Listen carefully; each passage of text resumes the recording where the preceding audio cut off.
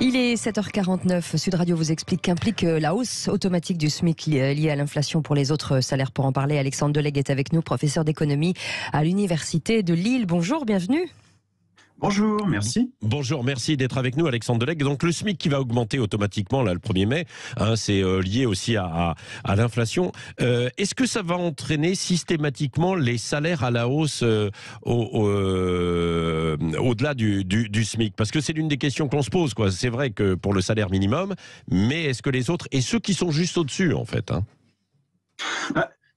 Mécaniquement, il n'y a rien du tout qui assure que les salaires vont suivre le SMIC. Dans le cas du SMIC, c'est la règle. Il y a une règle d'indexation en fonction de l'inflation. Il y a aussi des règles un peu similaires pour les pensions de retraite et quelques autres minima sociaux. Mais pour les salaires, il n'y a rien de tel. Par exemple, dans la fonction publique, il n'y a pas de mécanisme automatique.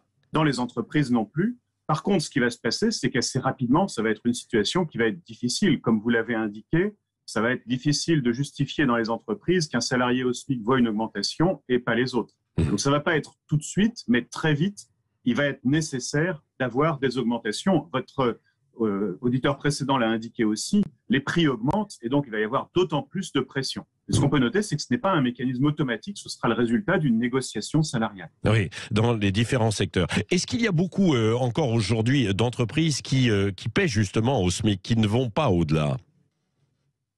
Alors, qui ne vont pas au-delà, il y a beaucoup de salariés en France qui sont au SMIC, ça c'est sûr, ça représente une fraction très très importante des salariés, c'est pratiquement un cinquième des salariés un cinquième et un quart des salariés qui est au SMIC. Après c'est le SMIC, mais il peut y avoir un certain nombre de primes qui vont pouvoir s'y ajouter, donc c'est pas directement ça. Mais oui, le SMIC, ça représente quand même un salaire qui concerne énormément de salariés en France. Oui, c'est ça. Et alors, revaloriser l'ensemble des grilles salariales, lorsque le SMIC bouge un peu comme ça, est augmenté, ça aurait beaucoup de conséquences. Ça risquerait de fragiliser la situation financière de beaucoup d'entreprises ou pas? Ça dépend de leur capacité à augmenter leur prix par la suite.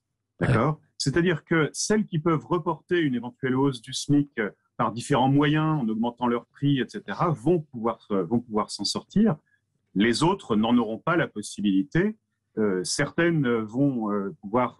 c'est vraiment quelque chose qui va être extrêmement varié. Ce qu'il faut voir, c'est que quand il y a de l'inflation, d'un certain point de vue, c'est une idée d'adaptation permanente. Dans les années 70, régulièrement, il y avait de la hausse des prix, il y avait des hausses des salaires. C'était une espèce d'enchaînement qui était permanent. Mais là, maintenant, on a complètement perdu l'habitude de la hausse des prix et de comment est-ce qu'on fait. Donc, il va y avoir une énorme période d'adaptation qui va être très, très compliquée, dans laquelle il va falloir qu'on trouve des mécanismes pour suivre cette évolution des prix, à condition, bien sûr, que cette situation d'inflation se poursuive, ce qui n'est pas encore totalement certain, même si ça commence à devenir du provisoire qui dure. Oui, c'est ça, parce que là, on l'a vu, les chiffres officiels, 4% pour le mois de mars, je crois que c'est à peu près... 4,5, oui, tout à fait. 4,5 de cet étiage. D'ailleurs, beaucoup de Français disent c'est bien au-delà, parce qu'il y a des produits de première nécessité qui coûtent cher, et donc il faut voir comment est calculée l'inflation. Il y a beaucoup d'ailleurs de choses qui ne sont pas prises en compte, telles que les loyers, aussi l'immobilier, le logement. D'ailleurs, on en reparlera tout à l'heure à 9h30. D'un mot, est-ce que vous avez l'impression justement aussi, Alexandre Delegue, qu'on est dans un cycle là d'inflation quand même qui risque de durer? Ça dure plus longtemps que ce qui était prévu. On pensait que ça durerait quelques mois après la fin de la pandémie. Là, avec la question de la Russie, il va y avoir des effets en chaîne et au minimum, on va au moins avoir, à mon avis, un an et demi de cette situation très particulière. Oui. Alors après, comment est-ce que ça va se passer? Tout dépendra de la manière dont on s'adapte. Si on rentre dans une période où les prix montent, du coup les salaires montent, du coup d'autres prix montent et il y a un enchaînement permanent, là c'est quelque chose qui pourrait durer plusieurs années jusqu'au moment où peut-être la Banque centrale interviendra et où les circonstances vont changer.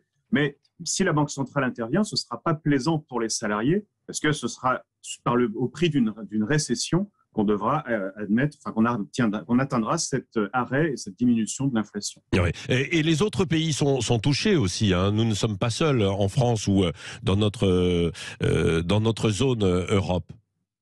En France, on a la chance de ce que nos produits énergétiques dépendent beaucoup du nucléaire qui est peu impacté par l'inflation. Et dans la majorité des autres pays européens où la production d'électricité et où la production d'énergie de manière générale dépend beaucoup des carburants fossiles en provenance de Russie, c'est véritablement une explosion de l'inflation beaucoup plus forte que nous. On a des 8-9% dans beaucoup de pays qui sont proches de nous. Ouais. En Allemagne, ils n'ont jamais eu autant d'inflation depuis plus de 50 ans. Ouais. Merci beaucoup pour ces explications très claires, Alexandre Delegue, professeur d'économie à l'Université de Lille et pas à San Francisco, parce que derrière vous, je vois en arrière-plan, pour ceux qui ont l'image, qu'il y a le pont, le célèbre pont de San Francisco, En tout cas, ça nous a fait rêver. est derrière. Voilà. Merci. La météo est meilleure là-bas. Oui, ça a l'air, c'est bien, c'est pas mal. Il ne fait jamais très beau et jamais très froid non plus, du côté de San Francisco.